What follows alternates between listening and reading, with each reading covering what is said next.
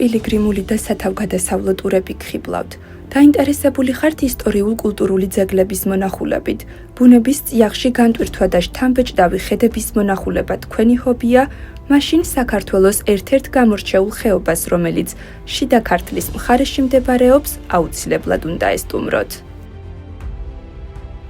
გადაცემა ჩემი საქართველო მოგესალმებათ ძამას ხეობიდან. ამ ხეობას საქართველოს ათონს უწოდებენ. იგი 42 კილომეტრზე მდინარე ძამას მიუყვება. ეს არის ადგილი, სადაც აუცილებლად იპოვით თქვენთვის რაღაც საინტერესოს. შექმნით დაუვიწყარ და შთამბეჭდავ მოგონებებს. საქართველოს მრავალრიცხოვან ხეობებს შორის ძამას ხეობა ისტორიული ძეგლებისა და ეკლესია-მონასტრების სიმრავლით გამოირჩევა. ხეობაში 60-ზე მეტი მონასტერია აგებული. გარდა უდიდესი კულტურულ-რელიგიური ღირებულებისა, ეს ადგილი სტრატეგიული მნიშვნელობითაც გამოირჩევა. აქ გადიოდა საქარავნე გზა, რომელიც ევროპა-აზიის დამაკავშირებელი საკვანძო ადგილი იყო.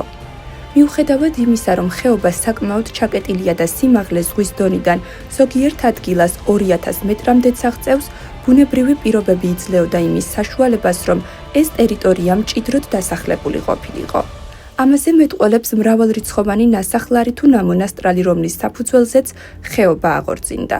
ყველაზე ძლიერი ძამას ხეობა თამარ მეფის მეფობის დროს გახლდათ.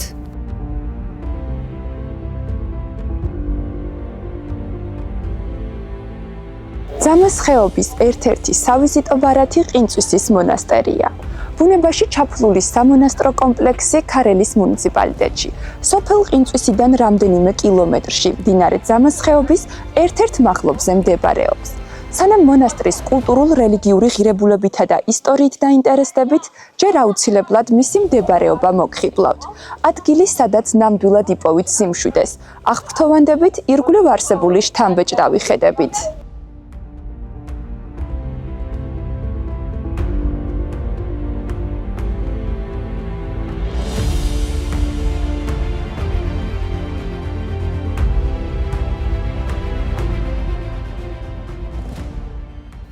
კომპლექსი სამეფო კარის ბრძანებით დაარსდა. მისი მთავარი ნაგებობა მე-12-13 საუკუნეების მიჯნაზე აგებული წმინდა ნიკოლოზის სახელობის ცენტრალურ გუმბათოვანი ტაძარია. გარდა წმინდა ნიკოლოზის ეკლესიისა, სამონასტრო ანსამბლში შედის ღვთისმშობლის ეკლესია, მცირე ეკლესია, გალავანი და კოშკის სამრეკლო. ყინწვისის მონასტერი ქართული ხუროთმოძღვრების ერთ-ერთ უმნიშვნელოვანეს ნიმუშს წარმოადგენს. დახვეწილობითა და მაღალმხატვრული ღირებულებით გამორჩეულ ყინწვისის მონასტრის მოხატულობას შუა საუკუნეების მონუმენტური მხატვრობის განვითარებაში უდიდესი მნიშვნელობა აქვს. წმინდა ნიკოლოზის ტაძრის მოხატულობა შესრულებულია მე-13 საუკუნის დასაწყისში თამარის პირველი ვაზირის, ანტონ გლოვისთანიძის დაკვეთით. ჩრდილოეთ კედელზე შემორჩენილია გიორგი მესამის, თამარ მეფისა და ლაშა გიორგის გამოსახულებები. ყინწვისის ფრესკები ქართული მონუმენტური მხატვრობის ერთ-ერთი თვალსაჩინო ნიმუშია, შთამბეჭდავი ფერთა პალიტრით, რბილი, მსუბუქი გრადაციებითა თუ ფერწერულობით. მოხატულობას კიდევ უფრო შთამბეჭდავს ხდის ფრესკა, რომელზეც ყინწვისის ანგელოზია გამოსახული. მას აღდგომის მაუწყებელ ანგელოზადაც მოიხსენიებენ, რომელიც ქრისტიანული ხელოვნების შედევრებს განეკუთვნება და შუა საუკუნეების ქართული ხელოვნების სიმბოლოა.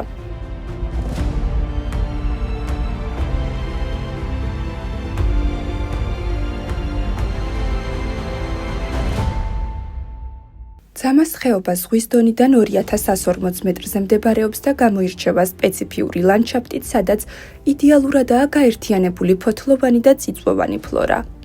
ხეობისკენ მიმავალ გზას ბერ-მონაზონთა სავანეებისკენ მივყავართ. ქარელის რაიონში მდებარე ეს ხეობა მართლაც რომ დახუნძლულია ეკლესია-მონასტრებით. აქ სტუმრობისას დარწმუნდებით, რომ ირგვლივ საოცარი მადლი იგრძნობა. სოფელ ორთუბანში მდებარეობს ძამას ხეობის ერთ-ერთი ყველაზე მომნუსხველი, აუღებელი ციხე-სიმაგრე, ზოვრეთის მამათა მონასტერი. ეს ისტორიული ქალაქის, ზოვრეთის ტერიტორიაა, რომელიც ციხე-დარბაზს, ნაქალაქარსა და სამონასტრო კომპლექსს აერთიანებს. სახელწოდება ზოვრეთის სიტყვა საზუერედან წარმოსდგება, რაც საბაჟოს ნიშნავს. ციხე-დარბაზი სტრატეგიულად მნიშვნელოვან ადგილას, შიდა, ქვემო და ზემო ქართლის გზების შესაყარზე მდებარეობდა. 2008 წლის 20 მაისს მეუფე იობის ლოცვა კურთხევით ზოვრეთის ციხე ასურელ მამათა სახელობის მონასტრად იკურთხა. ადგილობრივი ბერ-მონაზვნების ძალისხმევით განახლდა არქიტექტურული ძეგლის გალავანი და მასში შემავალი ნაგებობები. აიგო ახალი სამონასტრო შენობები. ტერიტორიაზე 4 მოქმედი ტაძარია. ასევე ფუნქციონირებს ასურელ მამათა სახელზე ნაკურთხი მონასტერი, ბიბლიოთეკა და აქ მოღვაწე მამების მიერ გაშენებული, წალკოტად ქცეული ბაღები.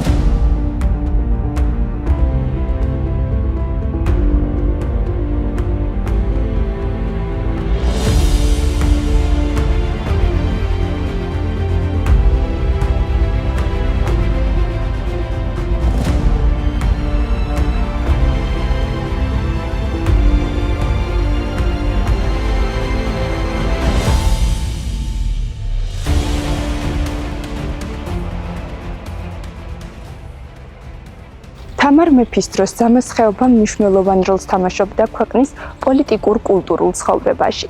მე-13-მე-14 საუკუნეებში ხეობა მონღოლებმა აოხრეს.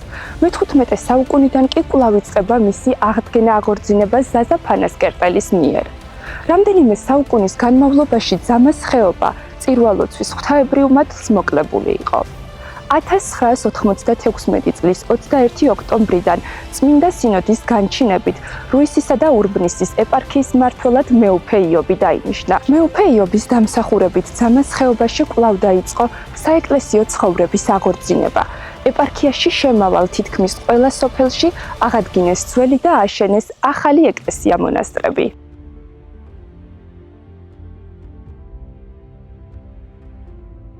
მათგან აღსანიშნავია კლდეში გამოკვეთილი ღირსი შიოდიდი საკვირველმოქმედის სახელობის სარკინეთის მამათა მონასტერი. მე-14 საუკუნის შემდეგ ეს გახლავთ პირველი კლდეში ნაკვეთი ტაძარი, რომლის სიმაღლე 7,5 მეტრს, სიგრძე 13 მეტრს, ხოლო სიგანე 6 მეტრს შეადგენს. ტაძარში მოხვედრა 5 მეტრიანი დერეფნის გავლითაა შესაძლებელი. დღეს აქ მამათა მონასტერი ფუნქციონირებს.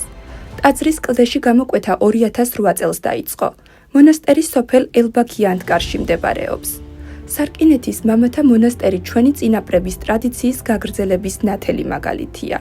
საქართველოში კლდეში ტაძრების კვეთის ტრადიცია ოდითგანვე არსებობდა. ამის დასტურია ვარძიაში, გარეჯსა და უფლისციხეში არსებული კომპლექსები. ტაძარს ხატმწერის ვასილ ზანდუკელის მოხატულობა ამშვენებს.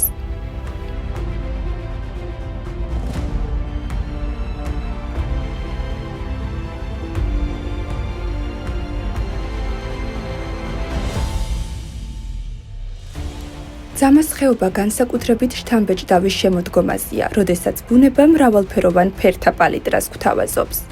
გარდა უამრავი ისტორიულ-კულტურული ძეგლისა, თქვენ აქ შეგიძლიათ დატკბეთ საოცარი ხედებით და უბრალოდ განიტვირთოთ საყვარელ ადამიანებთან ერთად.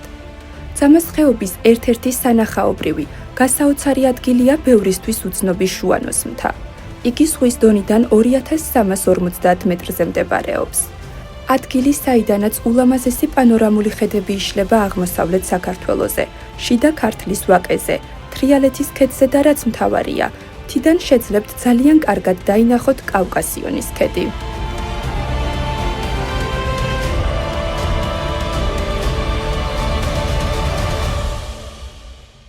ძამას ხეობაში ბევრ ისეთ ადგილს აღმოაჩენთ, სადაც ულამაზესი ფოტოების გადაღებას შეძლებთ.